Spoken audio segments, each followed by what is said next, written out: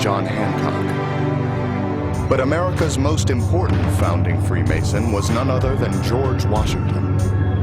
The fact that Washington is a Freemason is of enormous significance. George Washington joined even when he was just 20 years old. So anxious was he to join the fraternity. With the war for independence underway, General Washington struggled to transform the ragtag Continental Army into a unified fighting force. Freemason lodges set up inside Army camps provided a place for discussion and the roots of the first truly American identity. You found that religious organizations were largely segregated by colony, with Calvinists to the north, Quakers in the middle, Anglicans to the south. But Freemasonry was a group that transcended the boundaries. It provides a common bond of friendship that is so essential in maintaining esprit de corps. About 40% of all of the officers belonged to the fraternity and quite often met within lodges that were held in the Army camps.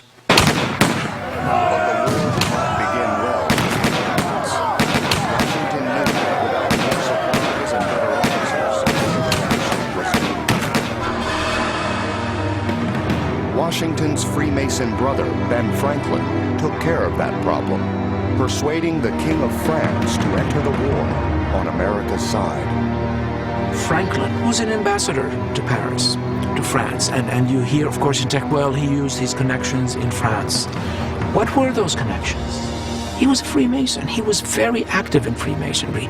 In fact, Benjamin Franklin guided Voltaire in his initiation in the Lodge of the Nine Muses in Paris.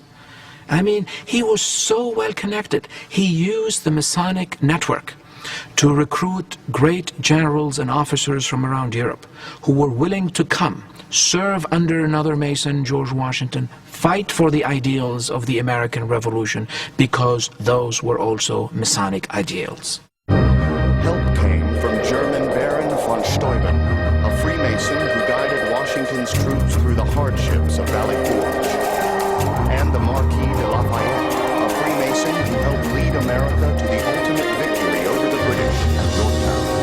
Without the Freemason leadership, the revolution might never have been won. With Washington there, and with so many other figures, by the time the revolution is over, most Americans have come to see Masonry as a peculiarly patriotic, nationalistic organization. America was free when Washington swore his oath of office in 1789 on a Bible borrowed from a Masonic lodge held by a fellow Mason. The fraternity had a unique opportunity to help shape their new nation. And they took it.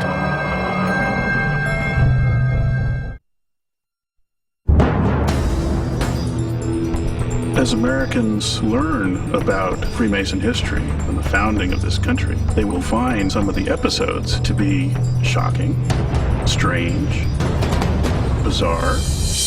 In the first days of the Republic, President George Washington, a Freemason worshipful master, took a strong hand in designing the capital city that would bear his name. George Washington, he's intimately involved with his creation, the creation of this new capital city right near his home. In the summer of 1791, the president hired a Revolutionary War veteran, Major Pierre Charles L'Enfant, to work on the design of the city. L'Enfant's plan would reflect Washington's deepest beliefs, starting with the Freemason president's insistence that the district be set on an exact 10-mile square. The city was designed scientifically and geometrically. Why?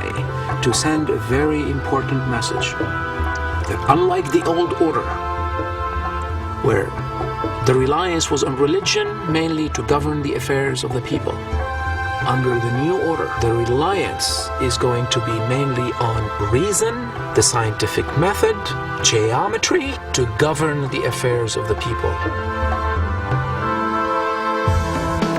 Many hands would get involved. Thomas Jefferson drew the initial street plan, an uncompromising grid. L'Enfant added the distinctive radial streets, shooting off at angles from focal points like the Capitol. Andrew Ellicott, Benjamin Banneker, and others would all contribute tribute, none known to be Freemasons, but to many members of the fraternity, the result reflects a uniquely Freemason vision of America. It reflects ideals of architecture and masonry espoused by the fraternity. You can see the various symbols of geometry that we use in Freemasonry. The triangle, the concept of the three, the square, the concept of the four. The Freemasons used countless shapes and symbols to educate initiates in the ways of what was called the craft. The Masons in the 1700s understood the power of symbols to communicate deep psychological ideas, complex political ideas. They're almost Zen-like in how simple they appear and yet how profound they might be. Some of them even the scholars and experts haven't decoded. The most well-known Freemason symbol is the sign of the linked compass and square. These simple tools of the medieval stonemasons remind the Freemason to deal honestly, on the square, and to live a measured and moral life. Freemason Akram Elias sees the compass and square as part of the capital's Masonic design. The coded symbols built into the city began with Washington, he believes, but their development has continued through the centuries. The top of the compass is the Capitol. One axis of the compass goes to the White House. The other one is from the Capitol to the Jefferson Memorial. And then the square is from the Lincoln Memorial to the White House, Lincoln to Jefferson. For the square and compass to be completed, the Jefferson Memorial needed to be where it is today. And you know, that part of the river was landfilled for about 6 years, from 1933 to 39, under Franklin Delano Roosevelt. Oops, happens to be a Mason, by the way, but I don't know. It's probably coincidence. Of course it's coincidence. Not even all Masons agree. Now, Akram and I do not see eye to eye, and he's going to give you this lengthy explanation of how Washington was moved by his Masonic ideals to incorporate the 10-mile square as a symbol of the perfection of the city, the perfection of the United States government, all based upon Masonic ideals.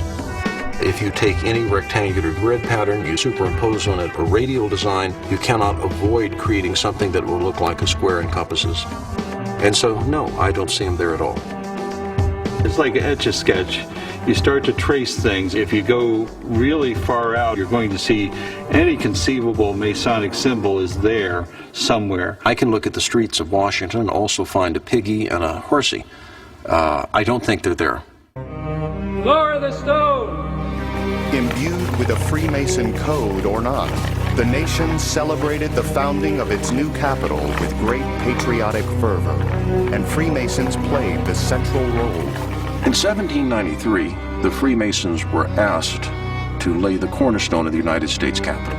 Washington himself, dressed in his full Masonic regalia, performs a Masonic ritual which includes libations of corn, wine, and oil. Now, maize is a symbol of abundance, of prosperity. Oil is a symbol of peace. And wine is a symbol of happiness.